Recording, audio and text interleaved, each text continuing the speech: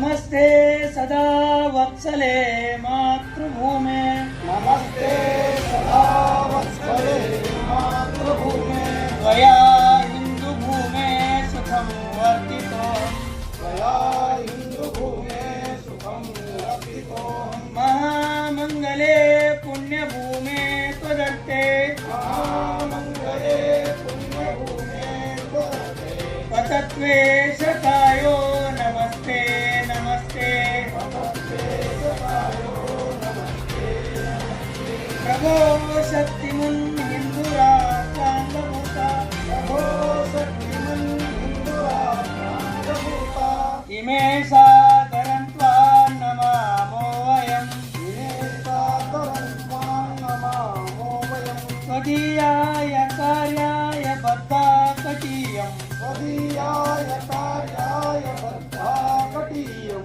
शुभामाशिषं देहि तत्पूर्तये,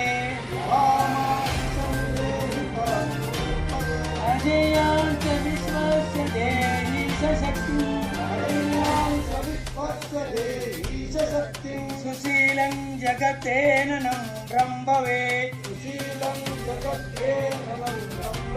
ऋतं चैव यत्कण्टकाकीर्णमार्गम्,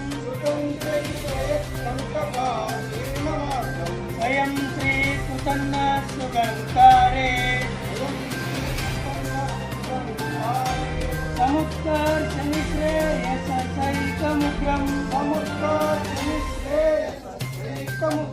परं साधनं नाम वीरवृतम्, तदन्तस्फुरत्कक्षया ध्येयनिष्ठा, रुदन्तः प्रजागर्दुतीव्रानिशम्, ಪಂಚಮಿ ಅಂತ ಇದ್ದದ್ದು ವಿಜಯದಶಮಿ ಯಾಕಾಯ್ತು? ವಿಜಯದ ಪ್ರತೀಕವಾಗಿರುವುದರಿಂದ ಇದು ವಿಜಯದಶಮಿ. ಏನು ವಿಜಯ? ಅಧರ್ಮದ ಮೇಲೆ ಧರ್ಮದ ವಿಜಯ, ಅನ್ಯಾಯದ ಮೇಲೆ ನ್ಯಾಯದ ವಿಜಯ, ಸುಳ್ಳಿನ ಮೇಲೆ ಸತ್ಯದ ವಿಜಯ. ಇಂಥ ವಿಜಯದ ಆರಾಧನೆ ಇದು.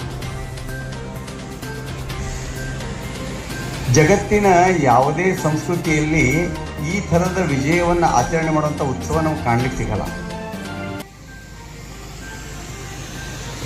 ಇದು ಯಾವತ್ತಿಂದ ಬಂತು?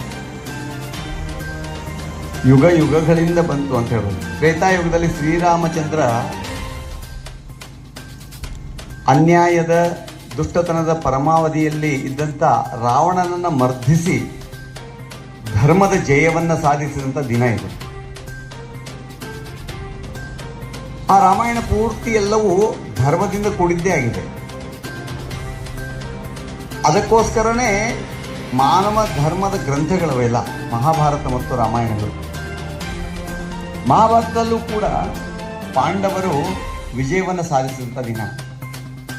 ಶಮೆ ವೃಕ್ಷವನ್ನು ಪೂಜೆ ಮಾಡಿ ನಾವು ಬಂಗಾರವನ್ನು ಕೊಡೋದು ಅದೇ ಕಾರಣಕ್ಕೆ. ಶಮೆ ವೃಕ್ಷದಲ್ಲಿ ಅವರು ತಮ್ಮ ಶಸ್ತ್ರಗಳನ್ನು ಅಜ್ಞಾತವಾಸದಲ್ಲಿದ್ದಾಗ ಇಟ್ಟು ಆ ಶಮೆ ವೃಕ್ಷ ಅದನ್ನು ಕಾಪಾಡಿರುತ್ತೆ. ಆ ಶಮೆ ವೃಕ್ಷಕ್ಕೆ ಪೂಜೆಯನ್ನು ಸಲ್ಲಿಸಿ ಆ ಶಸ್ತ್ರಗಳನ್ನ ಧಾರಣೆ ಮಾಡಿಕೊಂಡು ಆ ಶಮೆ ವೃಕ್ಷದ ಆಶೀರ್ವಾದ ಪಡ್ಕೊಂಡು ವಿಜಯವನ್ನು ಸಾಧಿಸ್ತಾರೆ. ಆ ವಿಜಯವನ್ನು ಸಾಧಿಸಿದಂಥ ದಿನ ಇದು.